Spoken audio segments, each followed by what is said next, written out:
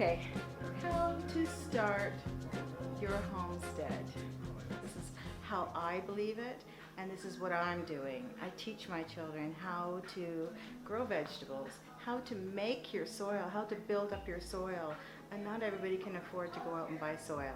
And if you have a backyard, you got soil. And clay is very good. It's full of minerals and it holds all the nutrients, but it's like a pot. Because clay does not really have any drainage, but if you make a hugelkultur and you put all your, rake up your clay soil from your backyard and throw it into your hugelkultur, and also add kitchen scraps in between the layers, and grass and all biodegradable stuff, which is very good for the environment. You're building your soil. And what I've been doing is I have bins that I have been filling with kitchen scraps from late winter, early spring, and then I just put like about 2 inches of store-bought soil if I have to. Put that on top, not fill a whole bin with store-bought soil. And so anyhow, what happens is all the kitchen scraps you put in there, the worms come up and they eat it all, and they fill up your bin with, they don't fill up your bin, but they'll eat everything and they will poop. So you'll have worm castings in that bin, and that's all highly nutritious and it's natural fertilizer for your plants that you plant in those bins. And so in the fall, which is fall now, all those bins that I have, I then dump into my garden beds. So I layer everything like lasagna gardening. So right now I will just cut down a lot of my comfrey and all the old vegetables that are, no longer producing fruit. I just chop everything down. I chop and drop. Just chop it up, throw it on top of the soil. Then those bins that I have and I had grown stuff in, I will throw those bins, dump it out, turn it upside down, dump it on top of the chop and drop stuff. You can also add a lot of cardboard and egg cartons, and let me show you what I've got here. Paper bag, rip it up, throw it in. Save all your eggshells. What I do with these eggshells, I put them in the microwave and I nuke it for 1 minute. I just do that because I don't want any salmonella poisoning. I'm not sure if you're actually going to get it, but I just believe that you could get it. So I just nuke them for a minute in the microwave. And then you can crush them up with your hands, or you can put them in the blender and grind them up into like dust. Throw everything all on top into your garden beds. The egg crates here, I rip them up and I throw them into my compost bins. That way, if you don't have enough, let's say if you don't have enough leaves, because you need brown stuff, not just green, all kitchen scraps, anything that's like grass and food, that's all green, considered to be green. You also have to mix it with brown, which is leaves, paper, and so that's what I do. I throw that all into my compost bin, and if you don't have a compost bin, throw it all into your garden beds.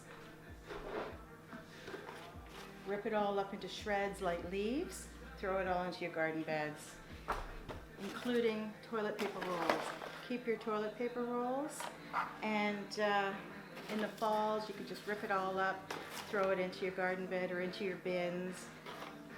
During the winter months you can save these, and I did this on another video, but you can't afford to buy things to plant your seeds in.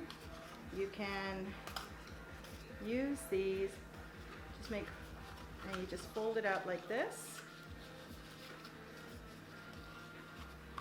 It doesn't have to be perfect, okay? Perfection means nothing. Just do it. So you fold it up, make a little bottom in your toilet paper roll, and you fill it with soil. You can even buy soil from the dollar store. It's not the greatest soil, but you know what, it works for us.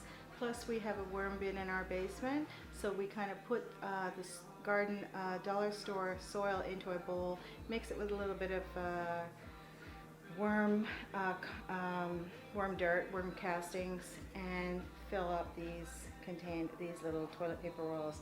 Pop your seed in, okay? And that's how you can start your seeds. That's if it's too cold out to put it right into your garden, which here in Canada it usually is. And I mean, things like kale, you can start in December and just let it grow indoors and then plant it outside. And cherry tomatoes, super hardy. Cherry tomatoes are super hardy. You can start growing those. You can plant them in December, grow them in pots, and that's what I did. And you know what? They start to flower. And guess what? You just flick the flower like this. Just flick the flower, not too hard, and it will pollinate all the other flowers. It self-pollinates. So, and you'll grow cherry tomatoes. And I actually did that. And so I had like 4 pots of cherry tomatoes that I started in December. And by spring, when it came time to put everything outside, which here in Canada was what? The end of March, beginning of April. I live in southern Ontario. If you live in northern Ontario, it's much later. If you don't have a greenhouse, it's a lot later. But anyhow, and I did that, and by the time I put them out, they were already 5 feet tall. I mean, holy cow. So all this stuff I'm now going to put in my compost bin. I have tumbling composters. Tumbling composters, it takes 1.5 months to make compost. If you have a standstill compost bin, like one of those big square bins that you just have in the back of your garden, you know, you have to leave everything in there for a year. And you definitely have to put your pitchfork inside, your garden fork inside, turn it around, to aerate it.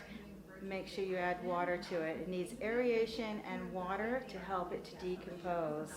And then at the bottom of those bins, there's like usually a little door that you lift up and you scoop out all this jet black soil. And it's excellent. And I grew, in one of my old houses, that's all we had. And I grew cucumbers that were like, you know, this long. It's unbelievable.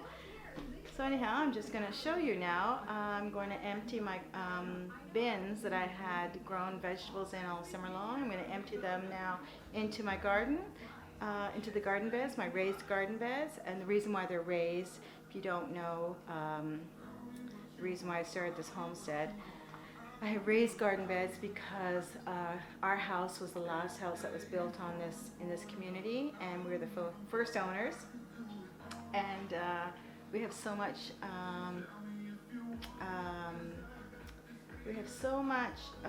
contractors, or what do you call that, builders waste, builders garbage in our backyard, front yard. I mean, they throw all their gravel, all the garbage, even shoes, paint cans, everything right in there, and they just bulldoze it over with clay, and they put like what, couple of inches of topsoil, and then lay out the grass. Of course, it doesn't grow. And so anyhow, this is why I have all raised garden beds. So anyhow, I'm just going to start showing you what I do just to help you out to start out your homestead.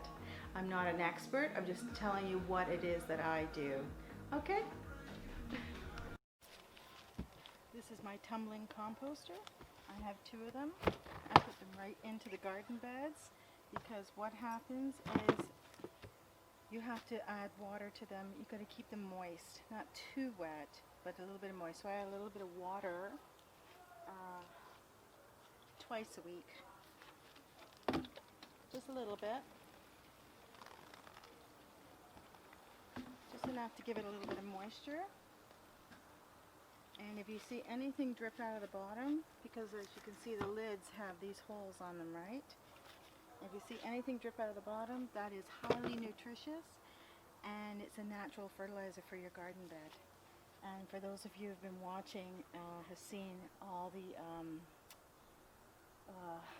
the pumpkins, a whole lot of squash that I grew in this garden bed here, which has a composter in it. This is all kitchen scraps, coffee grounds, everything, including napkins.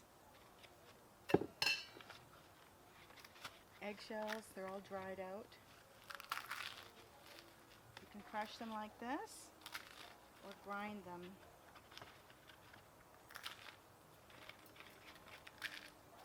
If I grind them, I give them to my worm bin.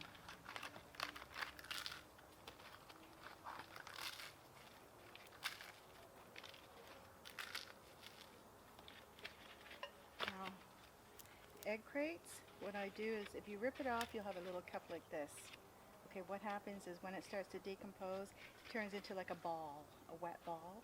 So what I do is I just break them up a little bit, chop them in.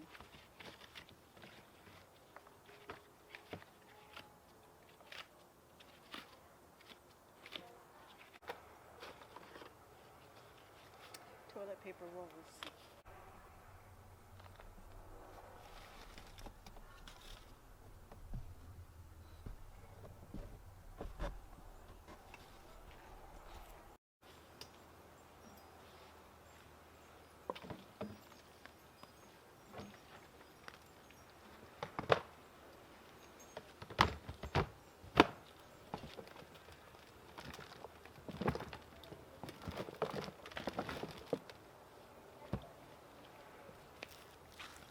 As you can see, that's my other compost bin that I kept in that garden bed there, and it kept fertilizing it all summer long.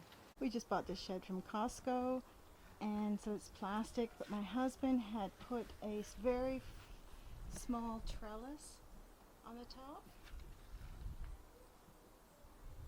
See that? It doesn't catch a lot of water, but it does catch water.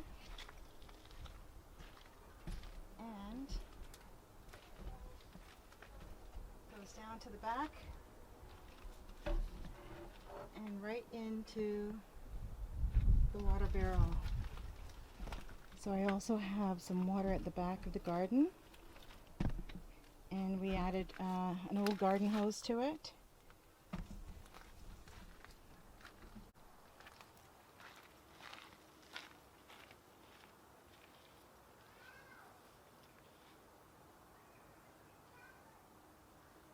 See, I have an awful lot of water coming out of it. This is my hugelkultur bed that I started a few months ago. Didn't really like it.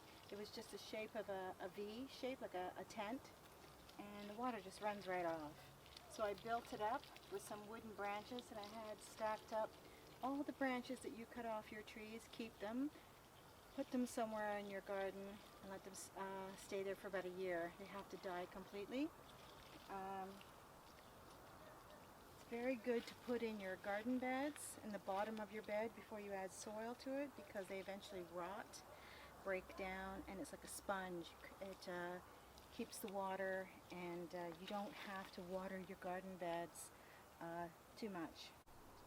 Now, if you can see these 2 yard waste bags right here, I had filled those with lawn waste. You know, when you cut the grass, I have a bag in my on my lawnmower, and you just empty it right into the yard waste bags, and I just kept them behind the shed here, and later on I'm going to empty the whole thing into the garden beds, and then these bags I will rip open and add those on top of it. So I'll put all the yard waste, cut like all grass. It includes grass seeds and weeds and all that, and you throw that all into your garden bed and rip open these paper bags like a sheet, put them on top of the yard waste, and that because you don't want the seeds to sprout. And then you can add soil on top of that, or compost, or not compost and mulch. I mean, this is how you build your soil. Hey, what's the matter? Hey guys, What? King Louie. King Louie is our guard cat.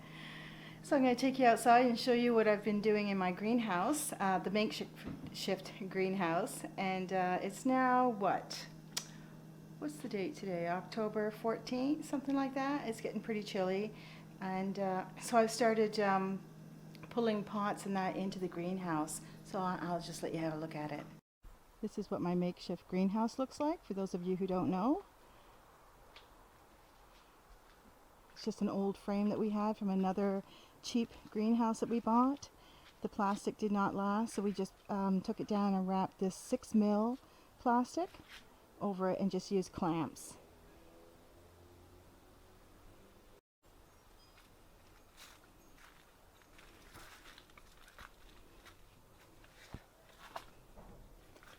So this is the inside of my greenhouse right now, and we did fold the plastic over at the top so that there's a little gap so the air does circulate through here, and you can push the plastic up and pull it down even more if you want. Anyhow, this is what I've got in here now. These are my ginger plants that I had planted in the spring. And I just put the pots in here, and on this side are my turmeric. That's turmeric. And these are my lemon trees that I started from seed. Another turmeric. This is a cherry tomato plant. I just pulled this pot in here, and I placed a bunch of leaves on top from the comfrey plant, because that'll give them some nitrogen when I water them. And there's another cherry tomato there. As you can see, there's actually cherry tomatoes. So I have more cherry tomatoes here.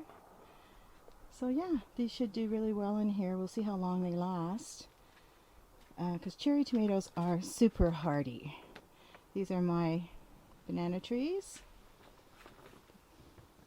I'm going to repot these and bring these in the house soon. Because our winters are way too cold for them. Can't keep them out there. This is a pot of kale, that's blue Scotch kale, and green onions. I'm going to leave that in here all winter long. Kale is super hardy. It's a very cold plant, cold hardy plant. And I have a few more pots right here. 3 more pots of blue Scotch kale. And I will also place these in the greenhouse for the winter. This here, I have some, I don't know if you can see these properly, but these are my Alaska peas. I planted a few more, so they're growing. Peas are cold hardy crops, so they're okay to stay outside for a while. See, I've already got peas growing. See?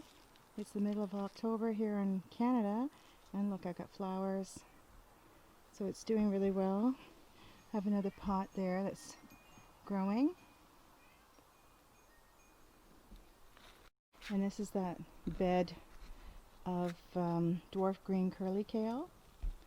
And I literally harvested this all winter last year. We had a lot of snow, and still I did brush the snow off, and I harvested some kale. And this is the kale that all went to bloom. It all, you know, bolted in the spring and all went to bloom, and it had all those gorgeous flowers. I collected a lot of seeds from these guys, and then I just trimmed it all back, and it all just started to grow again. So, you know, kale is super hardy. Isn't that gorgeous? Okay, just to let you guys see this, I went grocery shopping the other day and bought some leeks. And I just put these leeks in this jar of water. I didn't grow leeks in my garden this year. So anyhow, so I put these in water. As you can see, they're already rooting. See that? And I like to let the roots grow a little bit longer, to about, I guess, 2 inches long. And then I will pot them. And I'll place them right there under my lights. These are just regular fluorescent lights. And this one little lamp there is where I have a grow light bulb. And I'll usually put that plants that really need the grow lights will go around that area. But green onions and leeks and even kale. I grow kale in the winter months here, and they do really well just under fluorescent lights. So that's what I do. I rake up the fall leaves, put them in this bag, fill up the bag, anything else that falls. You usually get a lot of leaves. I just rake them up, shred them. I have a shredding.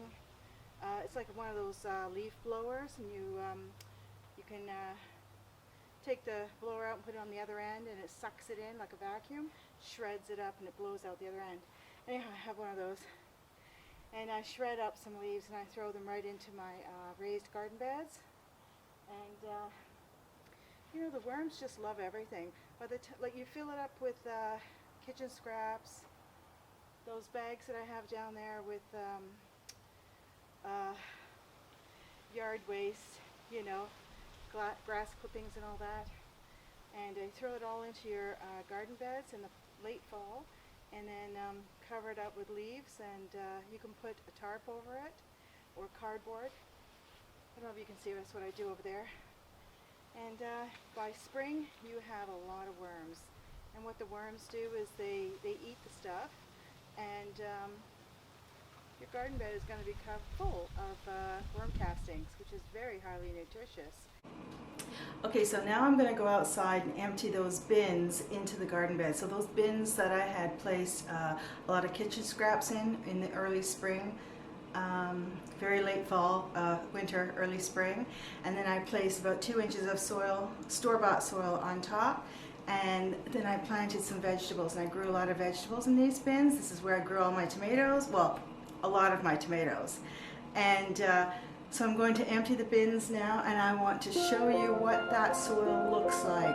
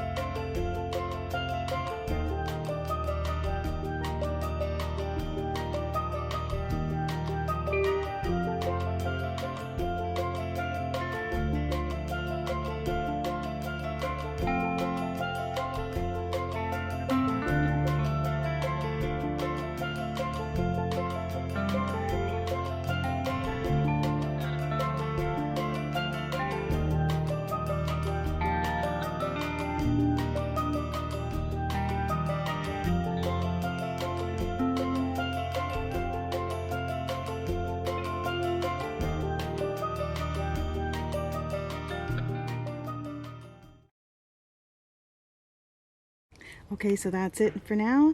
I just wanted to let you guys know how I actually start building my soil. And it does pretty good. It's not a lot, but it helps out, you know, and we don't have a huge garden. We just have a backyard homestead. So anyhow, so I hope you guys enjoyed this video. You have yourself a great day.